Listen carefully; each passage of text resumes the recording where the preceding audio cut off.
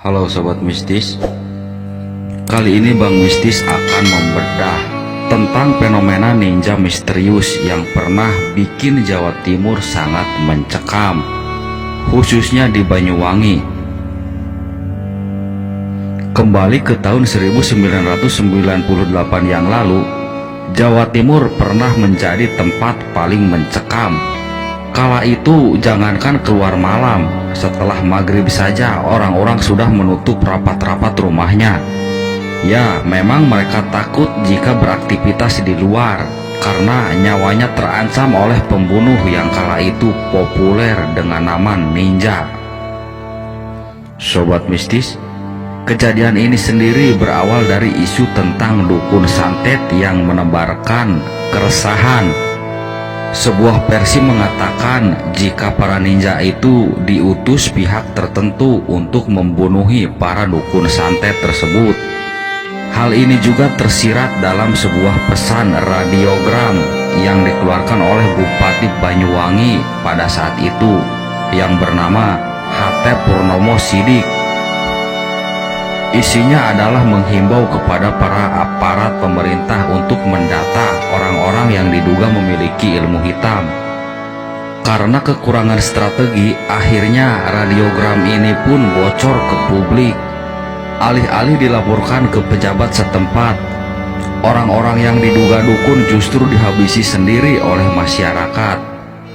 Kejadian ini terus berlarut-larut hingga akhirnya muncul sosok ninja di tengah-tengah konflik tersebut.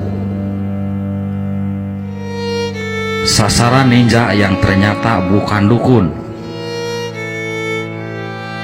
Beragam opini masyarakat tercipta tentang sosok ninja ini. Ada yang mengatakan jika mereka ditugaskan untuk menghabisi para dukun. Namun pada kenyataannya justru berkebalikannya. Korban berjatuhan malah dari kalangan ulama dan guru-guru ngaji. Banyuwangi jadi kota pertama akan kejadian ini. Ketika masa mencekam ini, dalam sehari paling tidak ada 2 orang yang mati dibunuh, dan dipastikan mereka adalah orang-orang yang lurus dalam agamanya. Wabah ninja ini makin mencekam ketika ternyata targetnya tidak melulu orang-orang yang alim. Di beberapa kejadian, korbannya justru masyarakat sipil termasuk para tokoh terpandang di masyarakat. Fenomena ninja ini pun jadi semacam ancaman serius di Jawa Timur. Terlebih daerah operasinya mulai melebar ke beberapa kota, mulai dari Pasuruan, Bondowoso, Situbondo sampai ke Malang. Menurut tim investigasi swadaya dari organisasi masyarakat, jumlah korbannya sendiri sudah mencapai 147 orang di Banyuwangi saja. Simpang siurnya sosok ninja. Banyak saksi mata yang mengatakan jika sosok ninja ini benar-benar seperti yang ada di dalam film-film Jepang, berupa sosok yang berpakaian hitam-hitam dan memakai cadar. Ada juga menurut versi yang lain yang menyebutkan berwarna biru.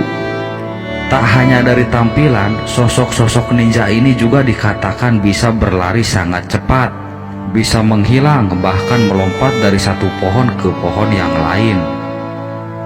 Ada yang mengatakan pula jika sosok satu ini bisa berkamuflase dengan baik.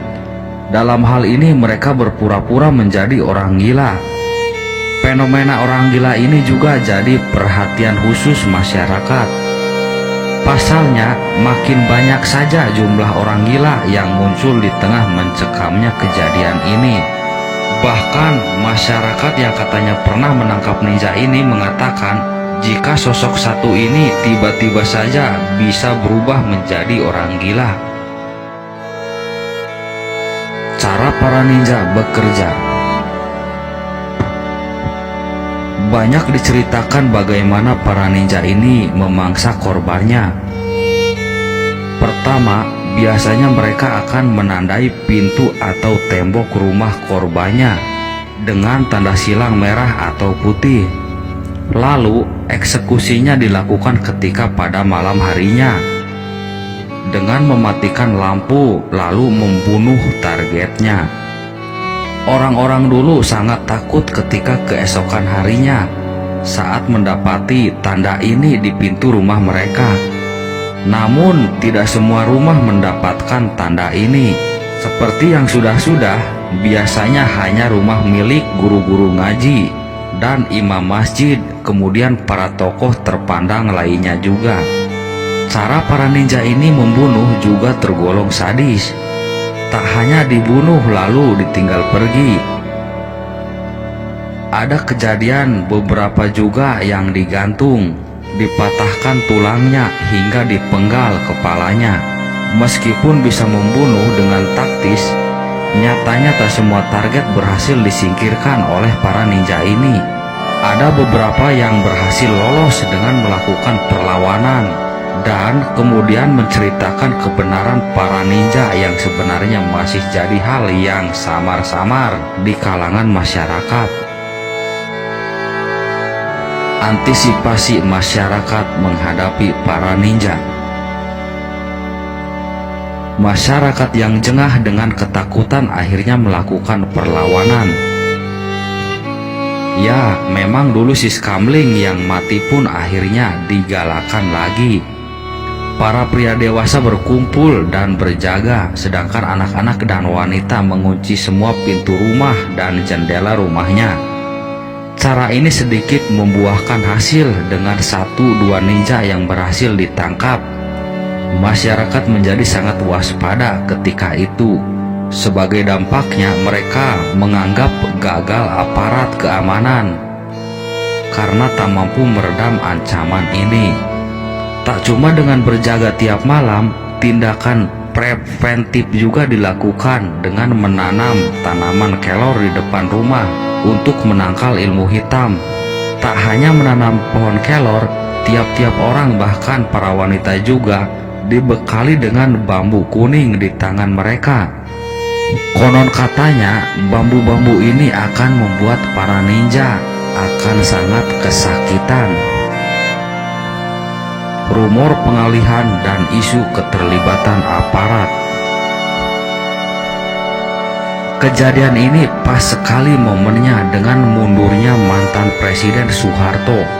Alhasil, muncul opini-opini publik jika kejadian ninja ini sebagai pengalih isu besar tersebut. Tujuannya sendiri tidak begitu jelas, mungkin saja untuk mengalihkan perhatian masyarakat luas tentang bagaimana brutalnya pemerintah memperlakukan mahasiswa demonstran dulu. Mengenal sosok ninja ini, ada kabar burung yang mengatakan jika mereka adalah para aparat yang sudah terlatih, bisa tentara atau yang lainnya. Masyarakat pun ada yang meyakini hal tersebut mengingat para ninja ini begitu lihai dan taktis dalam melakukan misi-misinya. Orang biasa secara logika tidak mungkin bisa seperti itu, kecuali orang yang sudah berlatih bertahun-tahun. Fenomena ninja ini pada akhirnya lenyap begitu saja.